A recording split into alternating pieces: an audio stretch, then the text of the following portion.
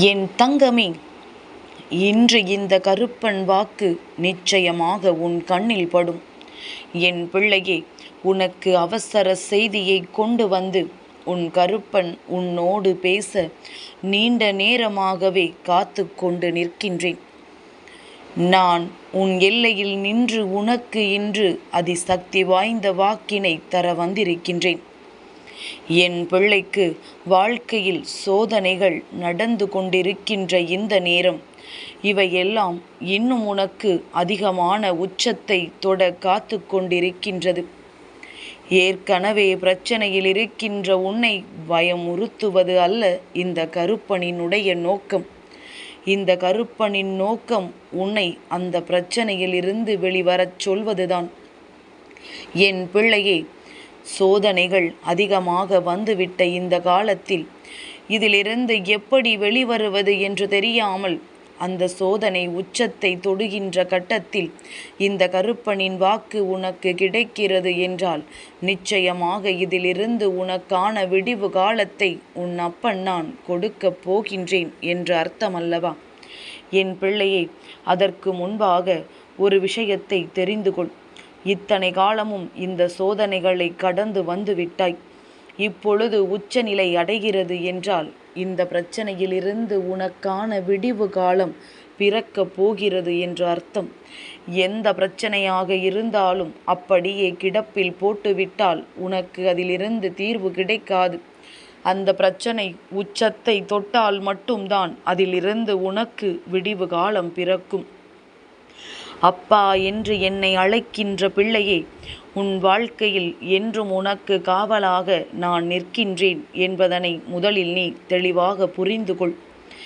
என் பிள்ளையே, உனக்கு வருகின்ற எத்தனை கெட்ட விஷயங்களும் தீய சக்திகளும் எதுவாக இருந்தாலும் அதை தடுத்து விரட்டி விடுவேன்.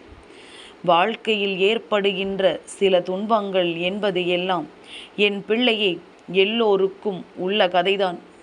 அதிலிருந்து நீ மீண்டு வரத்தான் வேண்டும். அந்த பிரச்சனைகளை எல்லாம் நீ சமாளிக்கத்தான் வேண்டும். அதுதான் இந்த வாழ்க்கை உனக்கு கொடுக்கின்ற பாடம் என்பதனை ஒரு பொழுதும் நீ மறந்துவிடக்கூடாது.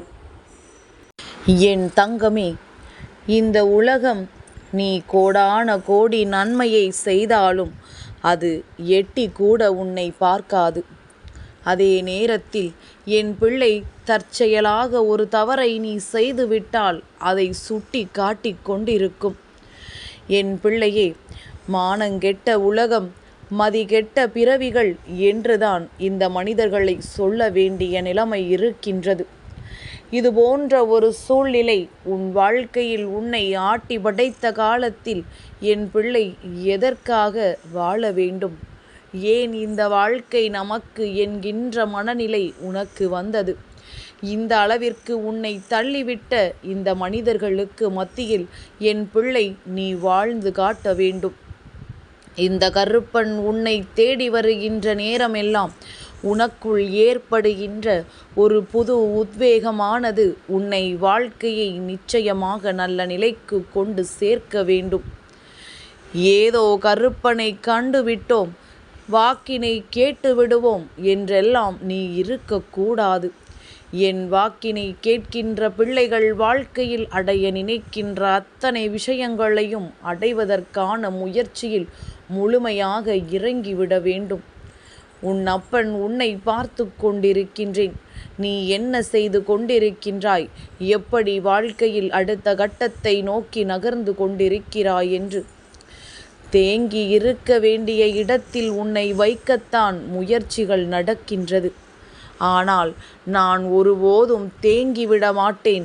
என் வாழ்க்கையில் எல்லாவற்றையும் நான் அடைந்து விட்டுத்தான் என்னை பின்னோக்கி வருவது யார் என்று நான் திரும்பி பார்ப்பேன் என்கின்ற மனநிலையோடு என் பிள்ளை நீ எப்பொழுதும் இருந்து கொண்டிருக்க வேண்டும்.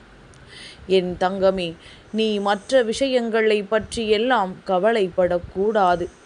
உன் வாழ்க்கையில் உனக்கு என்ன வேண்டும், அதை அடைவதற்கு நீ என்ன செய்ய வேண்டும் என்பது மட்டும்தான் உன்னுடைய முழு நேர சிந்தனையாக இருக்க வேண்டும்.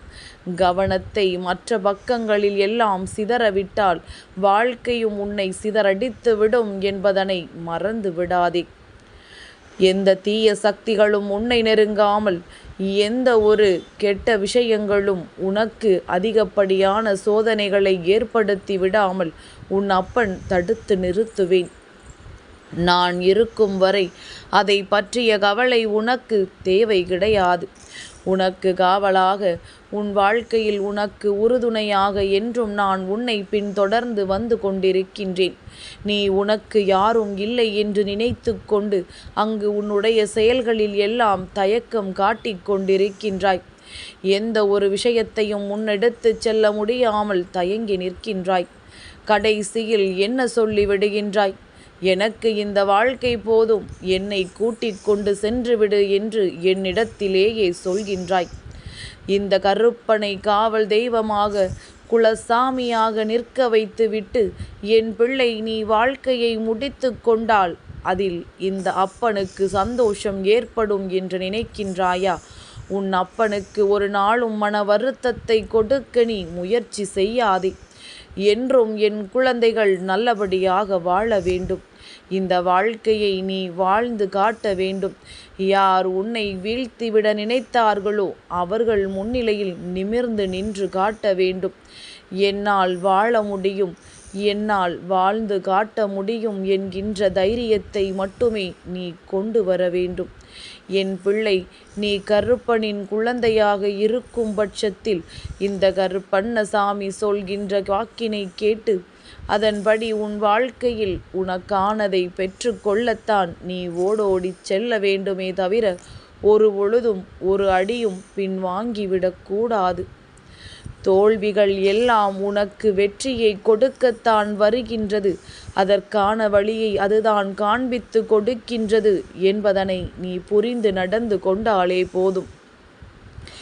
எல்லா நேரமும் வாழ்க்கையில் வருவது பிரச்சனைகள் என்று சொல்லாமல், எனக்கு ஒரு சவால் இருக்கின்றது, இந்த சவாலை நான் வென்று காட்ட வேண்டும் என்கின்ற எண்ணம் மட்டும் உனக்குள் வந்துவிட்டால் போதும்.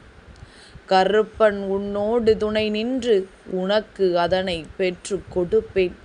உன்னுடைய நேர்மறையான சிந்தனைகள், நீ நினைக்கின்ற ஒவ்வொரு விஷயங்களும் என்னை உன் அருகில் அழைத்து கொண்டு வரும் என்பதனை மறந்து விடாதே. எதிர்மறை சிந்தனைகள் வாழ்க்கையில் உனக்கு எதையும் கொடுத்து விடாது என்பதனை புரிந்து கொள். தெய்வத்தையே உன் அருகில் இருந்து விரட்டிவிடும். தீய சக்திகளை நீயே உன் அருகில் அழைத்து கொண்டு வந்து விடுவாய். முடியாது, நடக்காது என்ற வார்த்தைகள் என்றும் என் பிள்ளைகளின் வாயிலிருந்து வந்துவிடக்கூடாது. எந்த நேரத்திலும் உனக்கானதை பெற்றுக்கொள்ள நீ தயாராக இருக்க வேண்டும். என் தங்கமே, உனக்கு இந்த கருப்பனின் ஆசீர்வாதங்கள் எப்பொழுதுமே முழுமையாக கிடைக்கும்.